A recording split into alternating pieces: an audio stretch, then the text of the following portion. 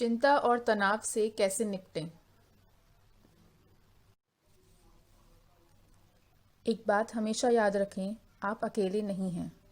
लगातार तनाव, अकेलेपन और उदासी में जीने की वजह से ही लोग एंजाइटी डिसऑर्डर के शिकार हो रहे हैं। अध्ययनों के अनुसार गंभीर या लंबे समय तक चलने वाले तनाव की वजह से अनिद्रा की समस्या होती है।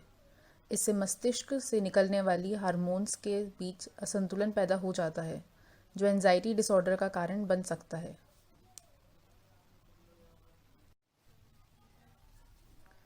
एंजाइटी एक राक्षस के समान है, लेकिन इससे बिना किसी दवाई के जीता जा सकता है। ज़रूरत है तो अपनी कुछ आदत, विचार और रहन सहन के तरीके को बदलने की। यहाँ बताई हुई एंटी एंजाइटी टेक्निक को इस्तेमाल करके आप इससे पार पा सकते हैं। एक बात हमेशा याद रखें कि एंजाइटी आपकी ज़िंदगी को काबू नहीं कर सकता।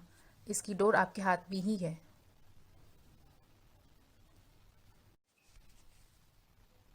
आगे बताए हुए कुछ तरीके आपको एंजाइटी से लड़ाई जीतने में मदद करेंगे, वो भी बिना किसी दवाई के। पहला, ज़ोर से चिल्लाना। किसी दोस्त से बात करना एक तरीका है एंजाइटी से डील करने का, लेकिन बात करने से भी ज़्यादा अच्छा तरीका है दिल खोल के चिल्लाना। अकेले में खूब ज़ोर से चिल्लाओ और देखो आपको कितना अच्छा महसूस होगा। दूसरा, लंबी लंबी सांसें लेना। लंबी सांसें आपको शांत होने में मदद करती हैं। सांस अंदर लो और 4 तक गिनती गिनो, फिर सांस बाहर छोड़ो और 4 तक गिनती गिनो। ऐसा 5 मिनट तक करने से एंजाइटी कम हो जाती है।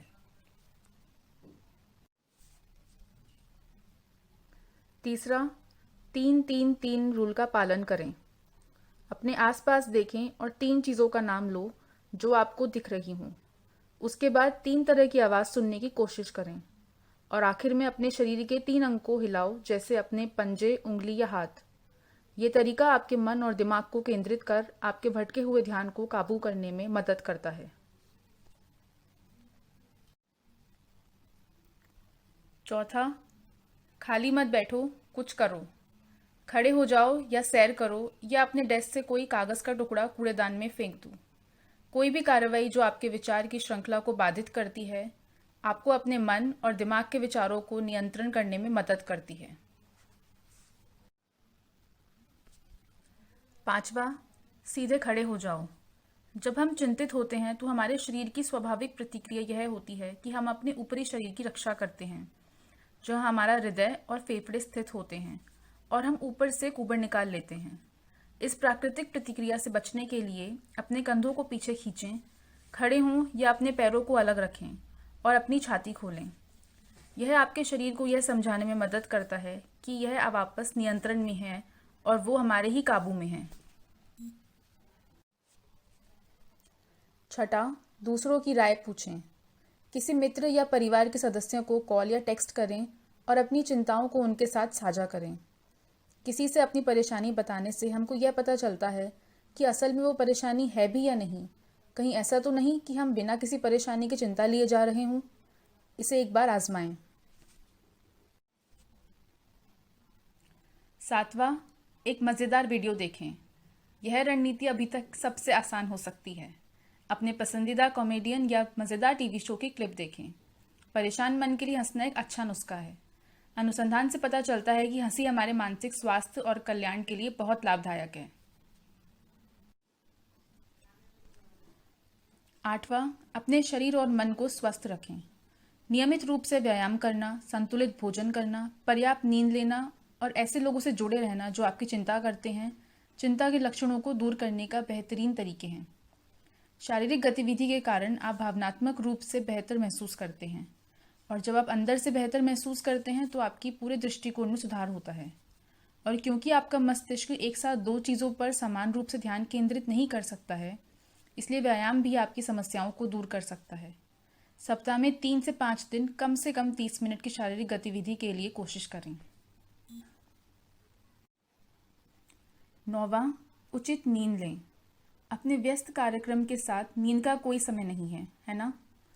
लेकिन आप एक रोबोट नहीं हैं। ठीक से काम करने के लिए इंसान को नींद की ज़रूरत होती है। नींद की कमी से आपकी एंजाइटी होने की संभावना बढ़ जाती है। अपने आप को एक एहसान करो और हर रात कम से कम 7 से 8 घंटे की नींद लें। सोने से पहले किताब पढ़ने की आदत डालें या फिर कोई आराम करने जैसी आदत डालें। मोबाइल का इस्तेमाल सोने से कुछ देर पहले ही बंद कर दें। 10वां, ना कहना और मना करना सीखें।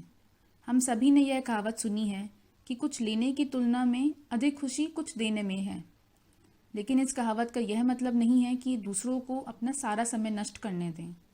यदि आपके पास अपनी सारी ऊर्जा दूसरों की देखभाल करने में खर्च होती है, तो आपके पास अपने खुद के काम और खुद की देखभाल करने की शक्ति बहुत कम बचती है। इसका मतलब यह नहीं है कि आपको कभी किसी की मदद नहीं करनी चाहिए, लेकिन अपनी सीमाओं को जानना चाहिए और जब आपको ज़रूरत हो तो नहीं कहने से या मना करने से डरना नहीं चाहिए। 11वां और आखिरी तरीका, वर्तमान में रहना। क्या आप अगले सप्ताह होने वाली बैठक के बारे में चिंतित हैं? क्या आप अपने वित्तीय लक्ष्यों को पूरा करने के पर जोर देते हैं? या शायद आप इस बात की चिंता कर रहे हैं कि कल क्या कपड़े पहने? यदि आपने इनमें से किसी भी प्रश्न का हाँ उत्तर दिया है, तो चिंता विकारों के साथ कई अन्य लोगों की तरह आपको वर्तमान में रहने में परेशानी होती है। आज की चिंता करने के बजाय आप पहले से ही कल की समस्याओं के बारे में सोच रहे हैं और आपकी चिंता की गंभीरता के आधार पर आप कल की गलतियों के बारे में भी जोर दे रहे होंगे।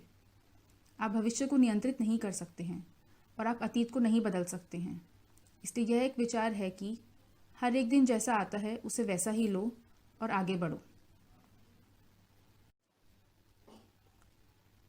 चिंता से बचने के लिए आप कुछ चीज़ें यहाँ देख सकते हैं। क्रिएटिव काम जैसे कि ड्राइंग, चित्रकारी, लेखन की करने की कोशिश करें। टहलने जाएं या किसी अन्य शारीरिक व्यायाम में संलग्न हों। संगीत सुनें, प्रार्थना या ध्यान करें, एक अच्छी किताब पढ़ें या एक मज़ेदार फिल्म देखें। सुझाव: अपनी कोई बचपन की तस्वीर लें और एक ऐसी जगह लगा दीजिए जहाँ से आपको रोज़ आते जाते दिखती हो। जब भी उसको देखो तो याद करो कि आपके अंदर वो बच्चा आज भी मौजूद है। हमेशा अपने आप से प्यार और समझ के साथ बात करें, जैसे कि आप किसी बच्चे से बात कर रहे हों जिसे आपकी मदद की ज़रूरत हो। आपको यह वीडियो अच्छा लगा तो इसको